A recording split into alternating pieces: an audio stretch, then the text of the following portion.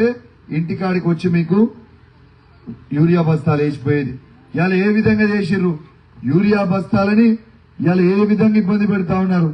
Urea బస్తాల కోసం మనం రైతులు ఒకరు తనుకునే పరిస్థితి, మహిళా రైతులైతే జుట్టు పట్టుకొని వీక్కునే పరిస్థితి, ఇవాళ చెప్పులు లైన్లలో పెట్టుకుని నిల్చునే పరిస్థితికి ఈ దృష్టికి తీసుకురాలేదా మీరు ఆలోచన చేయండి. నేను చెప్పేదేం లేదు, నేను చెప్పేది నిజం. ఇవాళ ఆ రోజు ఎవరైనా రైతు చనిపోతే కేసీఆర్ గారు దురదృష్టవశాత్తు ఆ కుటుంబానికి అండగా ఉండడానికి రైతు బీమా పథకం కింద 5 లక్షల రూపాయలు ఇచ్చేది. ఇవాళ వస్తుందా లేదా నాకంటే మంచిగా మీకే తెలుసు, మీరు ఆలోచన చేయండి.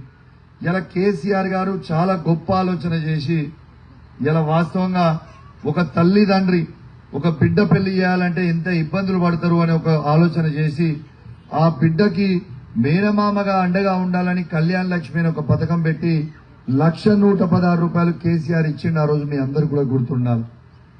వీళ్ళు తులం బంగారం ఇస్తామన్నారు, ఇచ్చిర్రా? తులం బంగారం వచ్చింది ఎవరికన్నా? ఆలోచన చేయండి ఏ విధంగా మోసం చేస్తున్నారు అనేది. ఇలా దాంతో పాటు మీ అందరు కూడా ఆలోచన చేయాలి. ఆ బిడ్డ గర్భిణీ శ్రీ అయిన తర్వాత కేసీఆర్ గారు ఉన్నప్పుడు న్యూట్రిషన్ కిట్లు ఇచ్చేది. ఇలా న్యూట్రిషన్ కిట్లు ఇస్తుర్రా? ఆలోచన చేయండి. ఆ బిడ్డ మళ్ళీ డెలివరీ పోయేటప్పుడు ఫ్రీగా డెలివరీ చేయించేది. మగ బిడ్డ పుడితే 12,000, ఆడబిడ్డ పుడితే 13,000 ఇచ్చి ఆ తల్లి బిడ్డలని క్షేమంగా ఇంటికాడ దింపేది. ఇలా పరిస్థితి ఉందా? ఒక్కసారి మీరు ఆలోచన చేయండి.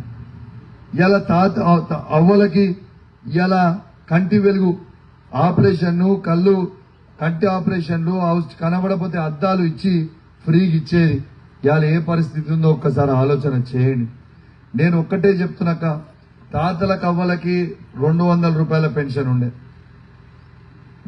దాన్ని తీసుకొని వచ్చి 2,000 రూపాయల పెన్షన్ చేసిండు. వికలాంగుల పెన్షన్ 500 ఉండే, దాన్ని 4,000 చేసిండు. మరి కాంగ్రెస్ వాళ్ళు వచ్చిన తర్వాత 2,000ని 4,000 చేస్తామన్నాడు. 4,000 అయినాయి ఎక్కడన్నా? 4,000 6,000 చేస్తామన్నాడు. చేసిర్రా? ఒక్కసారి ఆలోచన చేయండి.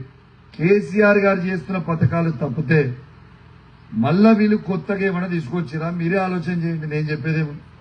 తర్వాత అందరు అక్క చెల్లెలు చాలా మంది మహిళలు ఉన్నారు. మీరు ఆలోచన చేయండి. కేసీఆర్ గారు బతుకమ్మ చీరలు ఇచ్చేది.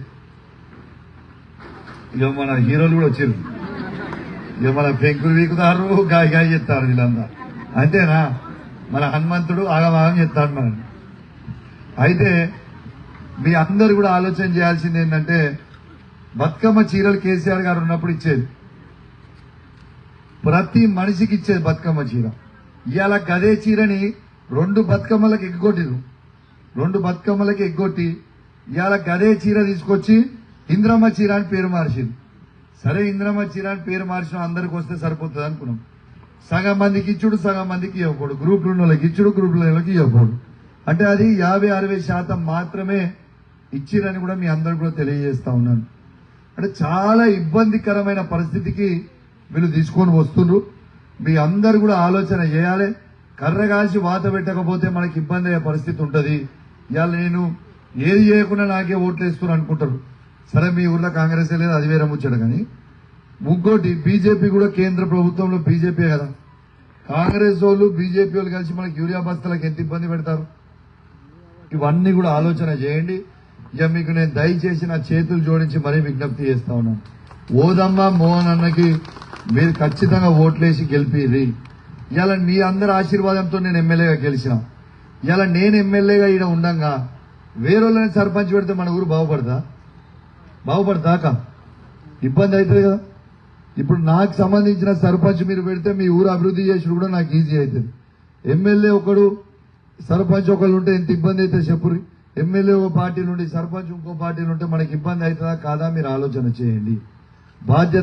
బాధ్యతగా మీకు ఏ అవసరం ఉన్నా కూడా బాధ్యతగా నేను ఉంటా ఉన్నా. మీకోసం నేను పోరాడుతున్నది కూడా మీ అందరు కూడా తెలుసు. నేను ప్రతి మహిళకి 2,500 రూపాయలు ఇవ్వరు నేను అడిగితే వీడు బాగా అడుగుతుంది, మీద కేసు నూకురాను ఓ కేసు పెడతారు. మీ అందరూ చూస్తాం. ఇలా రైతు బంధు రైతులకు 15,000 ఇవ్వమంటే కేసు పెడతా అంటాడు. 2,000 పెన్షన్ 4,000 అంటే నా పేరు కేసు పెడతా ఉంటాడు. 4,000 6,000 ఇవ్వాలంటే కేసు పెడతా ఉంటారు. ఇలా ఇవన్నీ 500 రూపాయలకు గ్యాస్ ఇస్తాను, అదేమైందని అడిగితే వస్తుంది ఎవరికైనా గ్యాస్? అదో ముచ్చట చెప్తారు. ఇవన్నీ అడిగితే నా మీద కేసులు పెడుతున్నారు. సరే, వాళ్ళు కేసులు పెట్టినంత మాత్రాన భయపడేది ఏం లేదు. ఖచ్చితంగా మా హుజురాబాద్ నియోజకవర్గంలో రైతుల కోసం, మహిళల కోసం, యువకుల కోసం, తాతల కోసం, అవ్వల కోసం ఎన్ని ఇబ్బందులు పెట్టినా ఎదురుగా నిలబడతా కానీ భయపడే ప్రసక్తి లేదు. ఎందుకంటే మా ప్రజలకి న్యాయం జరిగే వరకు ఊకునే ప్రసక్తి లేదని చెప్పి కూడా ఈ సందర్భంగా మీ అందరికి కూడా తెలియజేస్తా ఉన్నాను. ఇక దయచేసి మీ అందరు కూడా ఏ విధంగా అయితే నన్ను గెలిపించారో అదే విధంగా ఇక ఓదమ్మని గెలిపిరి. ఇవరి ఓదక్కనేది మీ చేతిలో పెడతాను. మళ్ళా మీరు నా చేతిలో పెడతారా లేదా? పెడతలేదు పక్కాగా డౌట్ లేదా? అట్లయితే గట్టిగా సపోర్ట్లు కొట్టి ఒకసారి ఆమోదించాడు అన్నారు.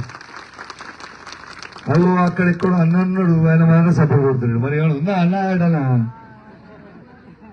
Okay, no problem. మరి మీరు అందరు కూడా మళ్ళీ ఎవరైనా గిట్ట తీసి గిట్ట నోటు చేయని మనకి గట్ట ఏమైనా మారుతారా? గిట్ట నోటిస్తే నోటు తీసుకొని జేబులో పెట్టుకోరు అని గుద్దురు మాత్రం ఓదామా గుద్దురు. ఓకేనా? ఓదామా గుర్తు ఏ గుర్తు ఏ గుర్తు ఏ గుర్తు ఏ గుర్తు ఇవో విద్యానికి నేను చెప్పేది ఏమో వాళ్ళే కత్తరా అయిపోయా కదా. అంటే అందరు డిసైడ్ అయిపోయారు ఆల్రెడీ. అంతేనా? మీ ఊరంతా ఇంత పెద్ద ఎత్తున కలిదిందంటే అసలు ఇళ్లలోకి పోతే ఇప్పుడు ఎవరైనా దొంగలు పడితే ఉట్టివాడు వచ్చి ఇంట్లో. ఎందుకంటే ఊరంతా ఇంటి అంతేనా? లేదా గట్ట గిట్ట ఎవడన్నా పక్క పార్టీ వాళ్ళు ఉన్నారేమో చూడు. సరే, ఓకే, థ్యాంక్ యూ అమ్మా. మీ అందరి ముఖాలలో ఈ నవ్వు చూడాలనేది నా కోరిక. తప్పకుండా శ్రీరాముల పెళ్లి అంటేనే కేసీఆర్ అంటేనే శ్రీరాముల పెళ్లి అనే ముచ్చట నాకు తెలుసు.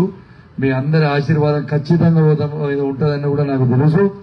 కష్ట సుఖాలలో ఆమెను గెలిపియండి. పరైనా కూడా బాధ్యతగా నేను తీసుకొని మీకు అండగా ఉంటా అని ఈ సందర్భంగా మీ అందరు కూడా తెలియజేస్తా ఉన్నాను. మీ అందరికి ఇంకోటి కూడా తెలుసు అక్క, అస్సలు ముచ్చట మర్చిపోయినా. అబ్బో, అది మర్చిపోతే డేంజర్ అయిపోతుంది. ఎందుకంటే హనుమాన్ గుడిని చేయిస్తా అని చెప్పిన. చేయించలేదా? చేయించలేదా? అందరం కలుసుకొని మాట తప్పిందా? తప్పలే కదా. దానికి కూడా నన్ను వచ్చి వీళ్ళు 1,00,000 అడిగి 1,00,000 ఇచ్చారు. మరి మీ అందరికీ నేను ఆ రోజు గుడి కూడా కట్టిస్తా అని చెప్పినా. మీరు అసెంబ్లీ ఎలక్షన్లో అడిగిరు, ఖచ్చితంగా చేస్తా అని చెప్పినాం. ఇలా అద్భుతంగా చేసినాం హనుమంతుడు కూడా. అందుకే ఇటు వచ్చి ఇటు పోయింది. వస్తున్న ఆశీర్వాదం ఇస్తున్నాను, హనుమంతుడు వచ్చిపోయింది. అంతేనా? అంటే హనుమంతుని ఆశీర్వాదం మొత్తం ఎవరి మీద ఉంది? ఓదమ్మ మీద ఉంది. ఇప్పుడు ఓకేనా? ఇస్తారా? ఇక దయచేసి మర్చి